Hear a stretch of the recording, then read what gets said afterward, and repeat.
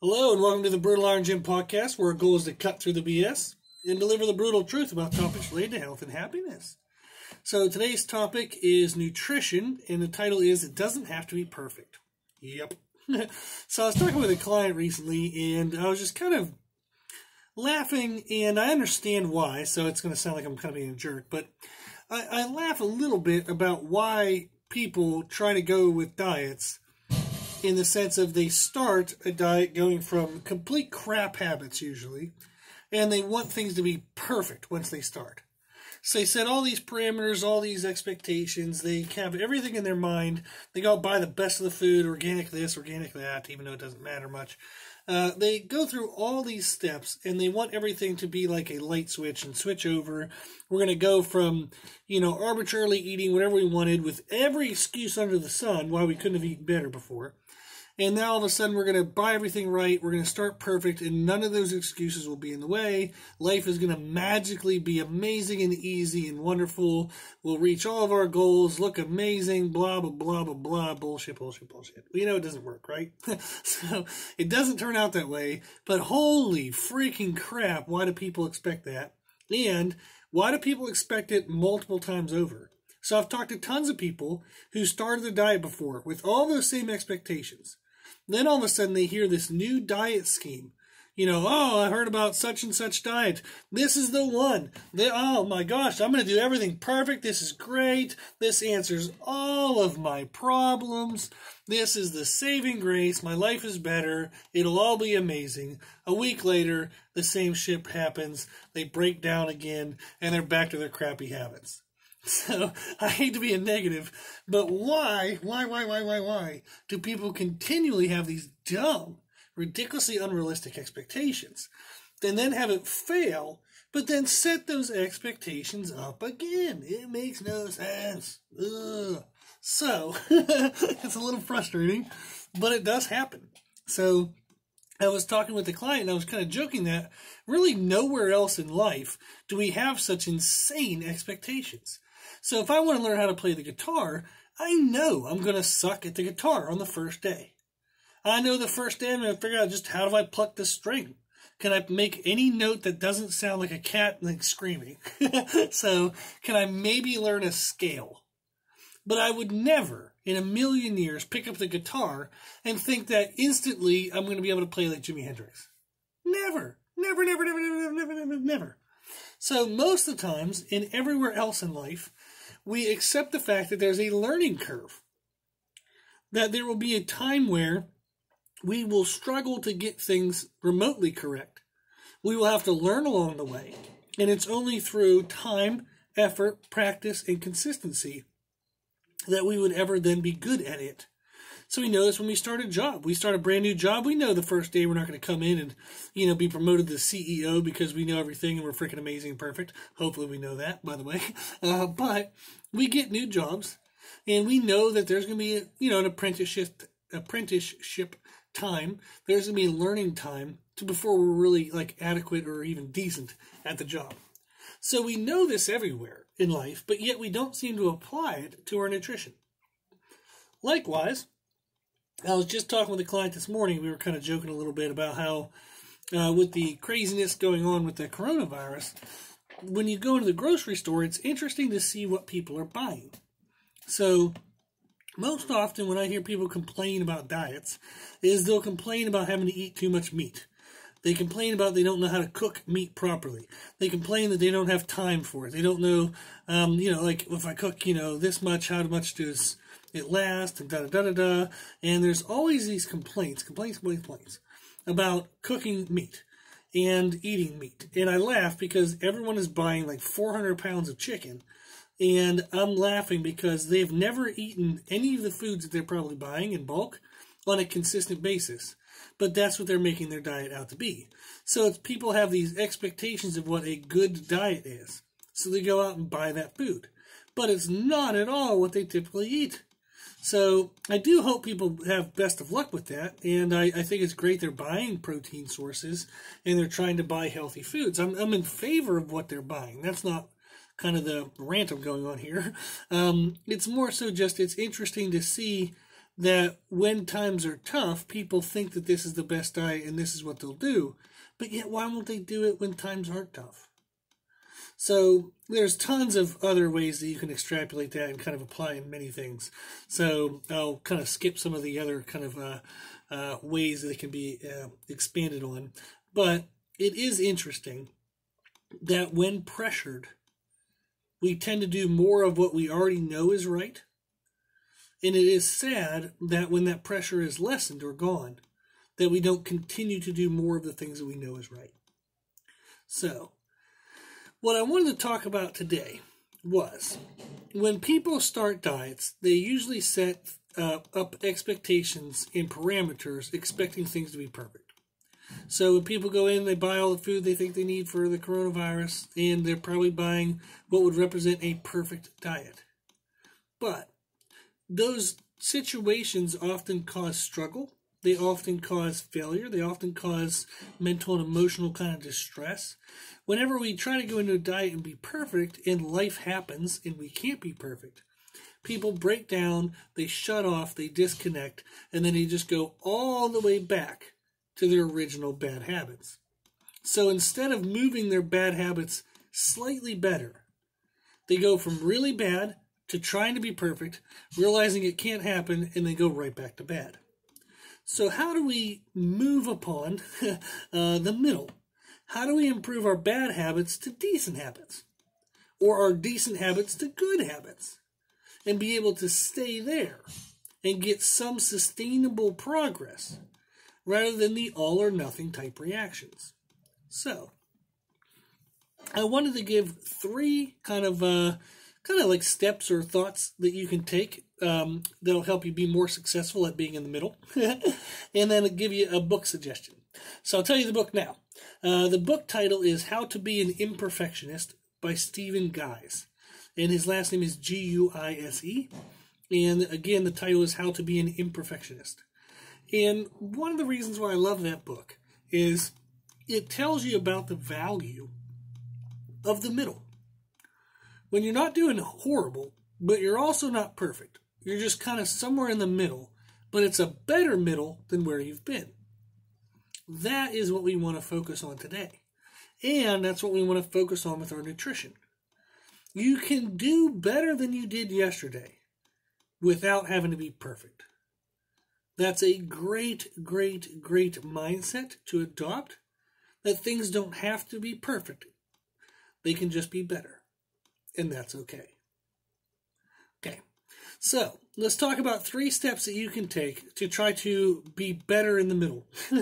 Okay, so the first thing I like is establishing minimums rather than expecting perfection. So, for example, if somebody wants to work out, they want to get into kind of a normal kind of training routine, they might say, you know what, I'm going to work out every week on Monday, Wednesday, and Friday. Well, all of a sudden, 3 or 4 weeks in, or a month or 2 in, there's some kind of family trip or some kind of event happening on Friday, and they're going to miss Friday. And they're like, dang, anyhow, that's the day I work out. I'm not going to be able to work out, and blah, blah, blah, blah, or I can't go on this trip, or da, da, da, da. And there's absolutely no reason why that workout has to be Friday. Why the hell can't they just work out Monday, Wednesday, and Thursday that week? Or Monday, Wednesday, and then Saturday? Why the hell do you have to set a thing, a parameter, that doesn't necessarily have to be met for you to still make progress?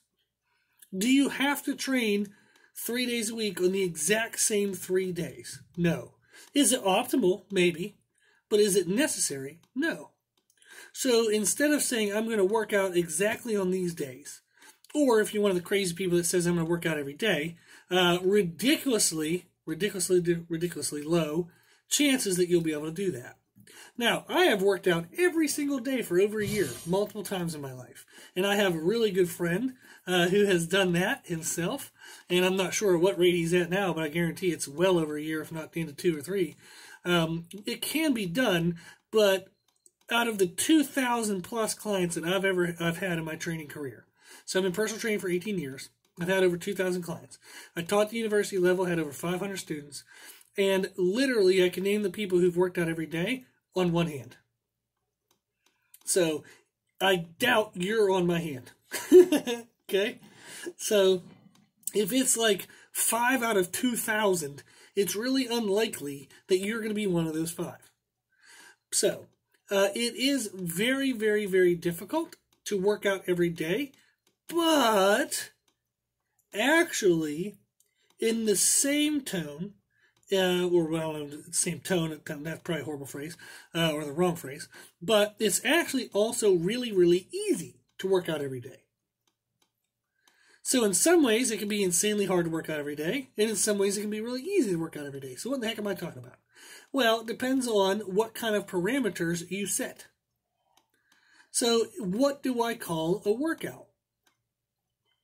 If I define a workout to be physical activity above and beyond my daily activity, purposeful, chosen physical activity above my daily activity, and I call that a workout, then you can be successful every single day. So I've had multiple times, like when I was had my workout every day kind of goal, is I'd be laying in bed and go, oh crap, I didn't work out today. And I would literally just start doing crunches in my bed, or I'd roll over and try to do push-ups or hold a plank. But I would do something where I'd count for a couple reps. Maybe I'd do 100 sit-ups into 100 push-ups and call it a night and go to bed. Now, is 100 sit-ups and 100 push-ups really going to make that big of a difference? No. But if I do at least some effort, purposeful, above daily activity effort, every single day for 365 days, does that make a difference? Yes. And it is only that I can be successful for 365 days if I am successful today. So setting broad parameters where we say minimums, like we said, the goal here is established minimums rather than perfection. The minimum could be some type of purposeful physical activity above my normal daily activity. That can be just a minimum definition of a workout, and that can allow you to be insanely, incredibly successful towards your goals. So what is a minimum that still moves me forward? There's definitely like better workouts than 100 push-ups and 100 sit-ups. I could go to the gym, do barbell squats, do some deadlifts, do some bench press, overhead press, do whatever other exercises we want to do. So doing a workout in the gym for an hour is definitely more beneficial than 100 push-ups and 100 sit-ups. But doing 100 push-ups and 100 sit-ups is definitely better than doing nothing. So you can have what is best as one definition and one goal, but then have minimums associated with that goal to make sure you at least still move forward based on at least a minimum level of effort, rather than having things having to be perfect. So that's one example. Another example of a step we could take is to establish window goals rather than perfection. So often when I have clients who want to use macros, okay, if it fits your macros type diets, where tell me how many calories I'm supposed to have per day, how much protein, how much carbs, how much fats, those kind of diets. I'm not a big fan of those diets because they aren't long-term sustainable in terms of daily habits, and they require a lot more effort than a diet based on simply like portion control and consistency. So basically volume control. So the clients who do, though, want to do macronutrient-based diets, like macronutrient number tracking, I should. Those clients I typically give windows to. So rather than saying eat 2,500 calories a day, I'll say eat 2,400 to 2,600 calories a day. So I'll give maybe a 200 calorie window. There's many reasons for this, but one of the reasons is if 2,500 is their goal, that requires perfection to reach. So what if they had 24,995? They're going to feel like they failed, or they were off, or they were wrong in some way. Does 5 calories make any damn bit of difference? No. None. Zero. So, to have somebody feel like they failed, or feel like they were off, or feel inconsistent, or have any type of negative vibe or feeling from being 5 calories off is absolutely stupid. So, giving them a window of 2,400 to 2,600 is much better because they can say, okay, well, I was at 24, 25. So I was at 2,425. Perfect. It's in the window. Great. Done. Boom. It was great. Maybe the next day I have 2,525, 2,525. That's still within the window. Perfect. Great. So it allows some variance, which is true of real life. Real life has variance. But they can still feel successful because the window is still appropriate for their goals. And that window of a 200-calorie window is actually very small compared to normal daily variances when people aren't tracking their caloric intake. So there's no need for them to set perfection at 2,500 in this example. There's no need for us to set perfection at a specific number. When a narrowed range compared to our normal range, when we're not paying attention, would be a mark of improvement. So again, we're just trying to make progress, not perfection. Third thing we can do is to change our mindset and aim for good consistency rather than constant perfection. You will not be able to be perfect every day, all days. You're going to get a couple days right here and there, but you're never going to get every day right for the rest of your life. Just isn't going to happen. So you want to aim for good consistency. Can I be good in general? Like we talked about the middle. Can I be the upper middle rather than the lower middle? Can I get things more right than I get them wrong? So one thing you can do is find your current percentage of adherence to a goal. So maybe you have a goal that you want to do every day. And maybe right now you're only getting 4 out of 7 days on average. That's your kind of average effort, your average, whatever the percentage of that is, 4 divided by 7. I don't know the math on that. So let's say like 55 to 65%, somewhere in there. So that would be your percentage. Can you improve upon that? You don't have to go to 100%. If I'm doing something only 4 out of 7 days, I don't need to try 7 out of 7. Come on now. If you haven't been able to do 7 out of 7 until today, how the hell are you going to do 7 out of 7 tomorrow and continue it past tomorrow? What is the magic pill you're taking that's going to let you be perfect? Isn't going to happen. But with mindful effort, can you bump that average from 4 out of 7 to 5 out of 7? That's how we get better in the middle. And aiming for good consistency. Can I be 5 out of 7 every week for 10 weeks? Rather than trying to be constant perfection, 7 out of 7 for 10 weeks, realizing we can't even do it for the first 2, we give up and quit. It is much better to do 5 out of 7 for 10 weeks than 7 out of 7 for 2 weeks and then quit. Because we weren't successful during the 3rd week. So those are 3 steps that you can take to switch your mindset that will help you recognize that things don't have to be perfect. I just have to be better than I was yesterday. So the first thing we talked about was establish minimums. Second thing was establish window goals. And the third thing was aim for good consistency rather than constant perfection. So try these 3 steps, okay, towards your nutritional efforts. See if they make a difference. I promise they will. You can also read the book, How to Be an Imperfectionist by Stephen Guise. Amazing, awesome, wonderful book. Really good thing that can help you learn the idea of slow and steady wins the race and how to build your skill set and build your adherence, build your ability to do things well slowly over time, because that is more permanent than trying to be perfect. Okay. If you need any help with nutrition, setting up programs, if you need any help with setting up adherence, if you need any help with this, like using these 3 steps towards your daily habits, please let us know. We're always here. We're always happy to help. So currently with the coronavirus scare going on, we do have like an offer to help with nutrition programs for a discount, just to help people kind of figure out how to eat at home. If that's the change they have going on. If their kids are home all days now, how do you prepare food all day, keep your kids healthy? So if anybody needs any help towards that, we'll help at a reduced rate. You'd still have to charge a little bit because of the time invested, but we're definitely going to try to do it at a cheaper cost just to help everybody, because everybody needs to pair together right now. So we need to come together and kind of help each other out. So we're happy to do that for you. So if you're struggling with any kind of nutritional goals or any kind of nutritional information, if you have any questions, just shoot us an email, brutalironjim@gmail.com, and we'll try to help out. Okay? Cool. So if you like the podcast, please share it with family and friends. The more people we help, the happier the world will be. Also, if you like this information, you can find more from us on Instagram, Facebook, and Twitter, Brutal Iron Gym. And if you have any questions, feedback, or suggestions, we'd love to hear from you. The podcast is for you, so we want to know what you want to learn about. You can tell us at our email at brutalironjim@gmail.com. As always, I hope this was helpful, and thank you for listening. And thank you for watching.